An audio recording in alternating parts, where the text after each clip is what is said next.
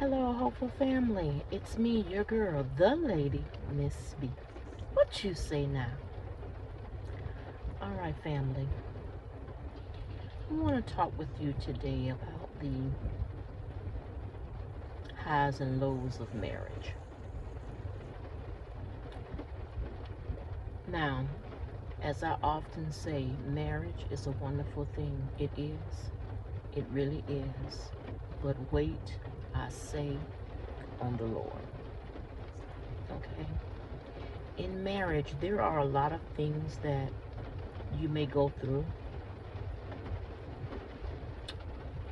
Some things we are prepared for, some things we're not.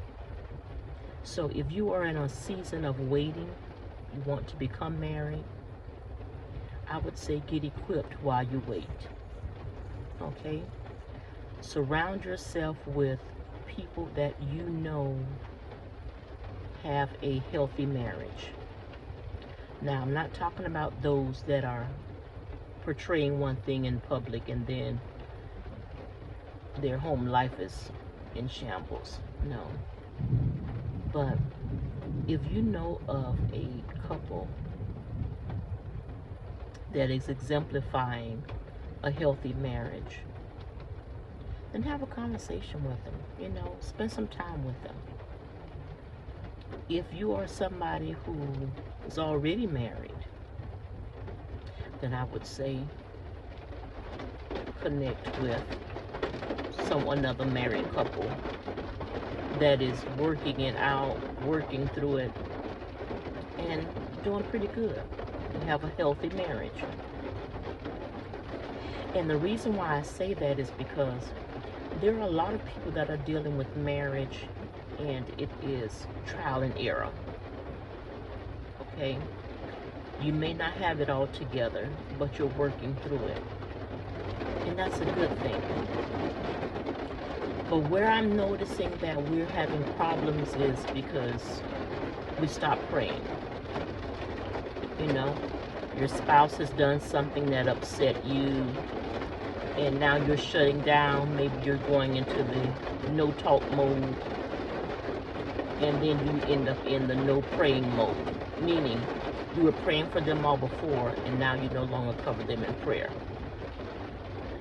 Let me start by saying that is the worst thing that you could do. That is one of the worst things that you can do. If you're at a place where you have stopped praying for your spouse, then that's not good, because now you're leaving the door open for the enemy to creep in any way, shape, form, or fashion he desires. Okay? And now that is leaving your spouse to be opened up to the wolves of this world, to bad choices, bad decisions. You're now leaving them open to just doing a whole lot of stuff that if they were in their right mind, they wouldn't be doing. Now, it's not to say that you have to take the blame for their actions, anything of that nature. And I'm not saying that you are the cause of whatever it is that's going on, that's not going on, that's not right. I'm simply saying that whenever you stop praying for them, whenever you stop covering them in prayer, you're leaving them wide open. They're able to fall into any trap that is set for them, even the traps that they've set on their own. So if you can, remember to always lift them up in prayer. Okay? It is definitely needed. It really is, because a lot of times those are the things that we can block. We can get ahead of it, because God has gifted us with a special feeling that helps us to know now is the time for you to be praying. It helps us to know that, sweetheart, something is not right and you need to be in prayer. But instead, we take offense to whatever it is that is happening, and then we start shutting down. And we shut down even further. So now we're going now days without communicating. Or if we're communicating, it's not healthy communication because we're yelling back and forth. Believe it or not, yelling is communicating. It's just not healthy communication. So we are now going through those different types of processes, which in itself creates a whole nother issue. And then a lot of times we don't fight fair. So instead of us addressing the issue at hand, we bring up something that was supposedly resolved way back when. Now we're bringing that back up. We're regurgitating it. Okay? Now we're bringing that issue up.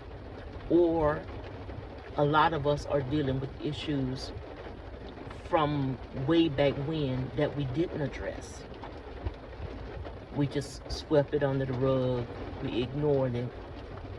And so now that simple thing that may have caused a little friction is now a whole lot bigger than we imagined it to be. Why? Because we didn't address it when we had the chance to address it. Now, if it's something that was addressed and you said that you forgive them and you're going to work through it, okay, and forgive them and work through it. It doesn't mean you have to bring that up every time something happens. Okay? But if you get in a posture of prayer, if you bring your mind in to praying, even if you are not someone who will say you are focusing in on your Christian beliefs or your religion or things of that nature, or maybe you are not professing to be a Christian.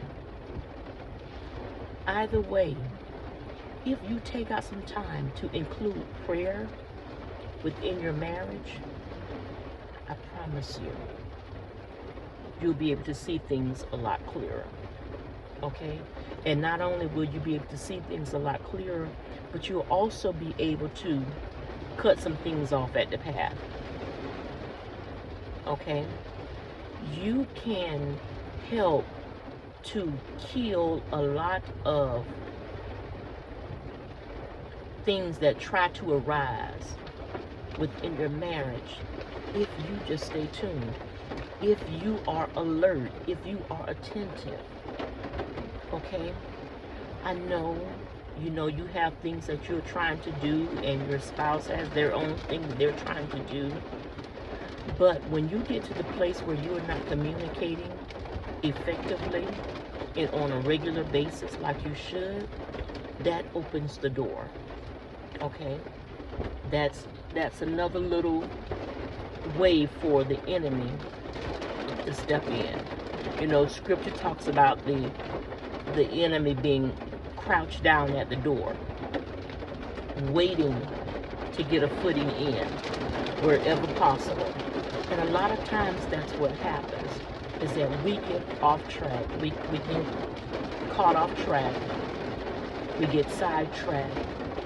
Some of it is intentional because we're just being careless. And then there are times when it happens and it's unknowingly. It just happens. But if you grab a hold to it, stop and think, and then exercise your prayer life, I promise you, things will get a whole lot smoother. It will get a whole lot better.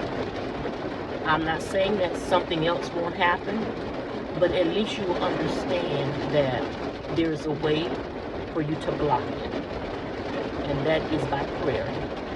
Okay? So remember, in communicating, always remember to to say a prayer, to cover them in prayer. Okay? Because they need it. Because you never know who is out there praying on them. Okay? There are a lot of people that are out there praying,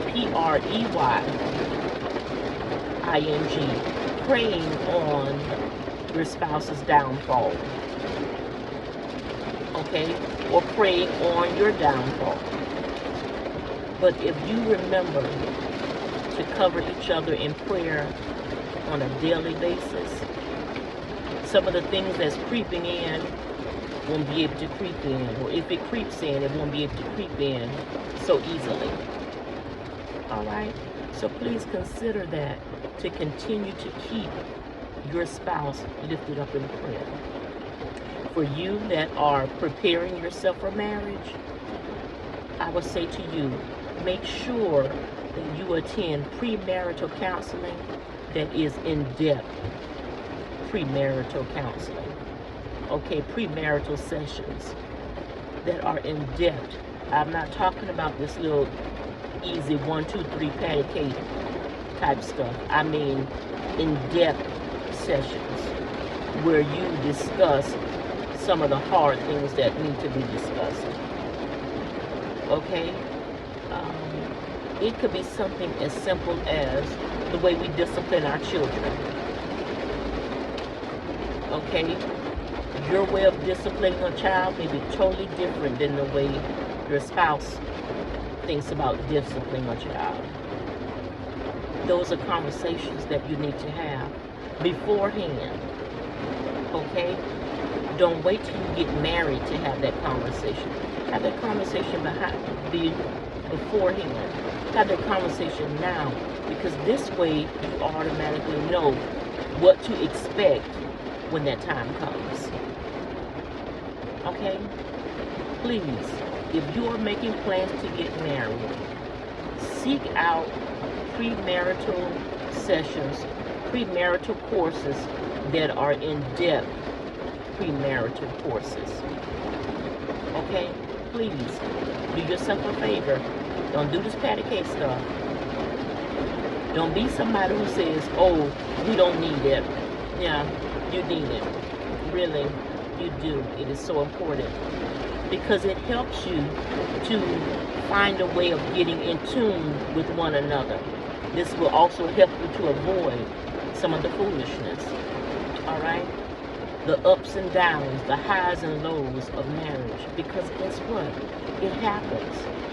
The thing of it is that we're not equipped on how to handle it. We're not equipped on how to deal with it if and when it arises. And that's what creates the problem. All right? But if you can, please take out some time. Seek some wise counsel. Okay? If you are having issues, again, seek some wise counsel and prayer. Okay? You gotta do it. It's a must. Both parties need to be covering each other in prayer. But if you realize, or if you feel that your spouse may be slacking in that area, then you make sure you are putting in the extra time in prayer beforehand, not waiting till stuff happens. Okay? But work on it beforehand so that you'll be able to maneuver through the ups and downs, the highs and lows of marriage. Okay? Now you be encouraged. And remember, I'm here with you because I am. Passing on some hope is what I do. So I'll see you the next time, right here on this channel, enjoying Talks with Ellen B. Be encouraged, and I'll see you soon.